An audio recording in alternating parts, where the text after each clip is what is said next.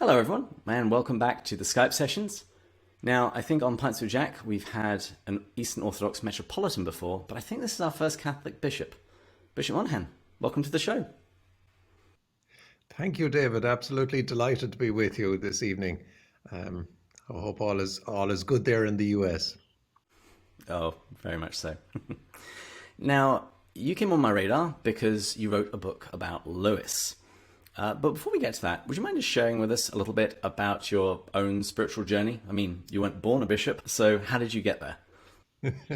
Sure, I was born in 1967 in a place called Tullamore in County Offaly, which is right in the dead centre of Ireland. Both my parents then were from a place called Galway, near Connemara, which is very much a touristy area on the west coast. So we moved down there. I suppose my upbringing would have been traditionally Catholic. We'd have been regular mass goers. We'd have prayed as a family. Not particularly or hugely overly religious in any shape or form. As a young kid, I'd have had all the usual interests. In school, I was mad into sport, played football, hurling, basketball, golf, fishing, you name it. I was a real outdoor sort of person. Read fairly widely too, mainly Irish literature, Irish history, that sort of thing. Not a huge amount of faith stuff at that point in life, but would have been hugely influenced, I think, by my parents, my grandparents, but especially, I think, the chaplain that we had in school and the presentation sisters who were in the school. It was a comprehensive school, which was an amalgamation of what we used to call the old technical schools and a religious-run school with the presentation sisters ethos. But the chaplain then used to bring us to all sorts of sporting events and athletic events, and spent a lot of time with him, and was hugely influenced by his sense of peace and calm and spirituality. And he would have been a great role model. So I decided, for better for worse, to explore the whole area of priesthood, and felt that God was calling me in that direction. And so took the venture of going to the seminary, which was St. Patrick's College in Maynooth, in the eastern part of the country. For the first 3 years there, studied science and then theology after that, and was ordained in 1991. And I suppose it was really in seminary that the whole spiritual awakening in a serious way happened, in terms of delving into the whole area of serious prayer life, mental prayer, contemplative prayer, the Franciscan tradition of prayer, the Ignatian tradition, reading, I suppose, St. Therese of Lisieux, Thomas Merton, John Henry Newman, C.S. Lewis, St. Thomas Aquinas, all of that. And through that, the whole intellectual, I suppose, search for meaning and for a sense of meaning in theology was awakened in me, and was eventually ordained in 1991. Worked in a school then, in teaching full time for 23 years, Ooh. and teaching Irish as a Gaelic language and science, and coached a lot of basketball and hurling and things like that, and eventually became diocesan secretary in the diocese that I was ordained for. And 6 years ago, to my shock and surprise, was appointed Bishop of Killaloe, where I am now, in a place called Ennis in the Midwest in County Clare. So it sounds like you encountered Lewis in seminary. So does that mean that you encountered his apologetics works first? Absolutely. It was Mere Christianity was the first book that I read. I was working at the time as a second year science student in the Shrine of Our Lady in Knock in County Mayo. And the job that we had was working in the bookshop. And during the quiet times, when the crowd, in between the ceremonies, you'd have a little bit of spare time. And I got to delve into all of the wonderful books that were on the shelf. I've already mentioned St. Therese of Lisieux, St. Therese of Avila. Certainly, a lot of Lewis's books were there. John Henry Newman, many other of the spiritual giants, and Mere Christianity was the first book that I read. And from that then, and my cousin would have been had a huge interest in Lewis from the literature point of view, and we used to share and swap the different books. And very soon I had a collection of about 30 of Lewis's books. gathered and really, really thoroughly enjoyed them, in my second year, third year during the summertime, and delved eventually into the children's literature was at a much later stage. For most people, that's their introduction as small kids. But I just became interested in that at a later time. But as you say, the apologetic stuff was the first thing. And it's only in my research then that would have delved into a little bit of his interest in medieval English literature as well. Well, let's talk about your book, Piece Apart. What motivated you to write a book about Lewis? Well, it's the third of a kind of a trilogy of people that I admired hugely. The first one was John Henry Newman, now Saint John Henry Newman, and I got a chance to do my master's thesis on Newman, so I'd have always had a huge interest in him, and I have a room down here in the house dedicated to him, something like over 500 volumes on Newman that have been gathering for the last 30 years. And then because COVID had happened and lockdown was there, I had a little bit of extra time to be able to delve into also Merton, who was a great hero of mine. That was the second book. And then because lockdown continued for 2 full years, I think it's about 500 Lewis books down in that same John Henry Newman room. So that was published very recently, and it's a title called Piece Apart, Lasting Impressions of C.S. Lewis. The title Piece runs through the theme of the books. A Perfect Peace is Newman's, the work on Newman, and Peace Smiles is the work on Merton, and a piece apart then. All of these are from particular quotations from these spiritual masters.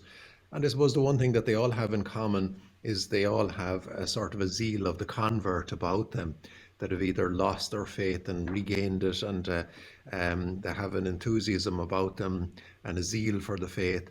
And they all have a very beautiful writing style that is so engaging. And for me as a young person, especially, in my 20s, the whole thing of searching for meaning in the contemporary world that we live in, they gave the categories and they gave thought forms that made it so interesting to delve into and to get some of the answers to the major questions that a young inquiring mind would have.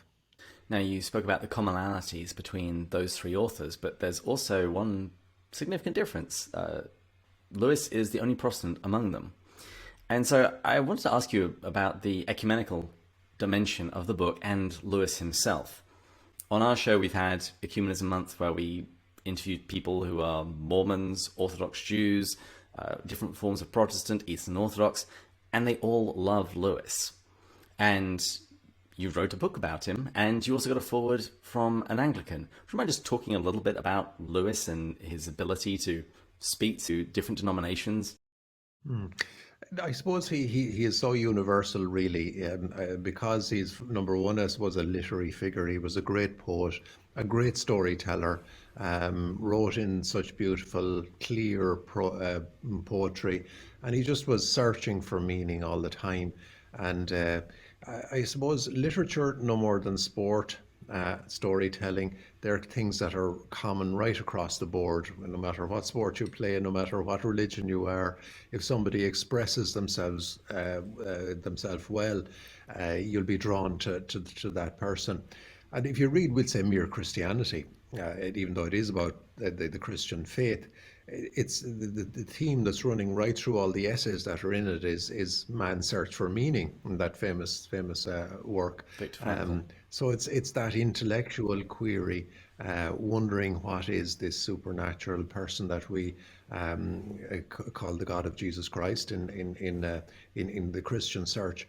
So for the Jew, for the Protestant, for the Catholic, for the Muslim, for the non-believer, Lewis reaches out to them in very clear categories that are so attractive, really, in so many ways. And as you say, the man who wrote the introduction to my book, he's the local Church of Ireland vicar here, and he's a Newman scholar, and he'd be pretty high Anglican, almost Catholic. And I think right through his life, Lewis would have toyed with the idea of converting to Catholicism, and he'd have been hugely friendly with J.R.R. Tolkien, who was a devout Catholic, and he'd have, I suppose, pushed him in that direction. But he did maintain his own independence himself, and his brother Warney. They were very dedicated to their practice of their faith, and would have, worshipped in Oxford in the church, and would have stuck to that tradition even despite the temptation, I suppose, because of the friendships that they would have had to have converted. And many people were surprised that he didn't before the end, but he stuck to his guns, as they say. Yeah, but who else can say that they've corresponded with a saint, which is something that he did in Latin, St. Calabria? Always blows my mind, that. Now, Sure. Now, what else can people discover when they read your book? How do you structure it? What do you talk about? Yes. Well, it's a very, no more than the other ones. It's basically an introduction for either the person that might have, we'll say, read, in the case of Merton, might have read The Seven-Story Mountain and maybe lost interest, and in the case of Newman, might have read the Apologia, or for the complete beginner that may not have read anything, reintroduction or a brand new introduction. So it's a very light, I suppose, looking at, first of all, the personality, the background, the family, the history, and in Lewis's case, having lost his faith and regained it gradually, his introduction through his friends, the Inklings, to the whole area of storytelling, children's literature, the introduction to apologetics because of his interest in media and radio and being such a good communicator, and his apologetic works grew out of that because of a series of recordings he did with the BBC, and then the absolutely remarkable love story of Joy, who was, and the word joy runs right through his literature because it's a whole search for joy. And this lady who he fell in love with, her name happened to be Joy, and his autobiography, A Surprise by Joy. So that love story that is there, and how he grew through that, and the sad story of her demise, and again, that gave rise to a classic of literature, which was the story of telling that grief, which so many people find so consoling nowadays. So it's a basic introduction to that. It's very light, it's very short, it's only about 100 pages in length, and there's a very comprehensive bibliography in it, and little snippets of the quotations that are very famous in Lewis. So a light-hearted approach that you would read, I suppose, in a couple of evenings if you were sitting down. And I think in today's world, people don't have time to be reading huge, big tomes, and so this is the ideal thing if you wanted a quick read to get into the mindset of a true genius who happened to be full of faith as well. As you can imagine, running a C.S. Lewis podcast, I've read a lot of books about C.S. Lewis, and I did like yours. It's very personal, and at the same time giving a really good brief survey of what this man wrote. Now, earlier you complimented his poetry, which not everybody does, which is actually why in a couple of months we're going to be having Poetry Month, where we're actually going to go through his corpus and speak to some experts, and they can tell us what they think. But at the end of your book, there is a poem. Would you mind telling us about that? Sure. Yes. He was primarily, in his younger days, he felt that he was a poet, and that was his true vocation. And I have a huge big tome there of the thousands of collected poems that he wrote, and he was quite serious about them. But his poetry didn't get good reviews. They were probably too intricate and complex in their nature, and the rhythm, the rhymes, and he'd have been hugely influenced by the rules and regulations of the medieval poetry and literature that he was reading, and they were probably too complicated for the 20th century, which was more light-hearted in the approach, and would have used the stream of consciousness that would have arisen through the influence of people like James Joyce and literary figures like that. So his poetry wasn't hugely successful, interestingly, even though I do like some of his poems, and even his children's literature. Some people absolutely love it, Tolkien, his great friend, would have been hugely critical of it as a form, because Tolkien would have taken a very analytical, very serious approach, and he described Lewis's approach as a hodgepodge and a mishmash of different, I suppose, traditions and that kind of thing. It wouldn't have the same rigor that maybe Tolkien perhaps had in his. As an academic, then he would have been a very serious scholar, and people, would have been have had great acclaim for the work that he did. But for the ordinary reader, that's very heavy stuff. But and also in his apologetic work, he just has that attractive way of presenting something in a beautifully communicative sort of a way. But your question then, moving towards it, the little poem that I wrote, it captures, in a sense, there's an Irish poet called Patrick Kavanagh, who used to speak about finding gods in the bits and pieces and the pots and pans and the ordinary everyday bits of life. So I tried to capture that. Here was a genius, C.S. Lewis, who to so many people was a highbrow, Oxford, Cambridge academic, and yet he could see the genius of God emerging in just ordinary, everyday things. And I tried to capture it in the poem, and it's called Ordinary Man. If you have the time, would you mind if I read it? Not at all. I was hoping you would. It runs, grounded, not hindered by worldly cares, finding deeper significance in the domestic chore, seesawing between the extraordinary and the ordinary, finding contentment on being sent like a child on errands, you come home laden with the fantastical and the wondrous, a humble faith teaching you that imagination did not supplant the ordinary. You knew and wished others to know it too. Fetching a pound of butter was steeped in mystery. So that's really referring to, I suppose, his relationship with a lady that he lived with, whose her son was killed in the war, and she was hugely influential on him. And simple little things like going to do the shopping and all of that sort of thing, they were hugely important things for him.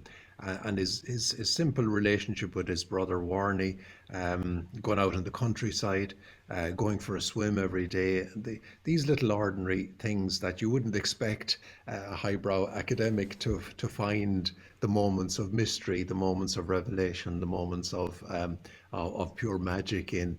But he was able to do that, and I suppose that's where his genius was, that he could recognize these mystical moments in the ordinary. So that's what that poem was trying to capture a sense of. Well, Bishop, where can people go to get your book? Sure, it's published by a religious firm called Veritas, which is a wing of the Irish Episcopal Conference. They have a number of bookstores in Ireland. Veritas.ie is the website if you wanted to order it online. They have a store in Dublin, they have one in Cork, and they have a series of other ones in some of the other major towns. But Veritas.ie, you can order it there, and it's very reasonable in price. It's €10 is the price for it, and it's about 100 pages long, and it's certainly it's I think it's presented in an attractive way that you could read it pretty readily, and the whole idea with it is that it would whet your appetite, so that you'll be able to delve into firsthand some of the great works that are there. And there's a choice of about 30 or 40 of his books, and one of them better than the next. But Mere Christianity, to me, is the gem of them all, I think. I think The Great Divorce is better, but I'll let you have your opinion. Yes. Oh, there's so many more. The Problem of Pain, the Screw Tape Letters are fantastic. The Lion, the Witch, and the Wardrobe. I like his poetry. It's a little bit offbeat, a little bit esoteric, but I like that hugely. The book that he wrote on grief was it's just an amazing raw account of the sadness in his life at that time, and the gradual emergence of some sort of a consolation and belief in God after shouting about the pain that was in his heart so much. That is a really serious bit of a literature. Surprised by Joy, his autobiography, is a fantastic work as well. It's so many of them. You could go on forever. There's Oh, we can and we will. I think I can get through his corpus. If the Lord gives me a reasonable length of life, I think I can get through them all before I shuffle off this mortal coil. We'll see. We'll see. Bishop, thank you so much for coming on the show. So happy to be with you, and every good wish and blessing to all your listeners, David. And please join us next time when we'll continue going further up and further in. Cheers.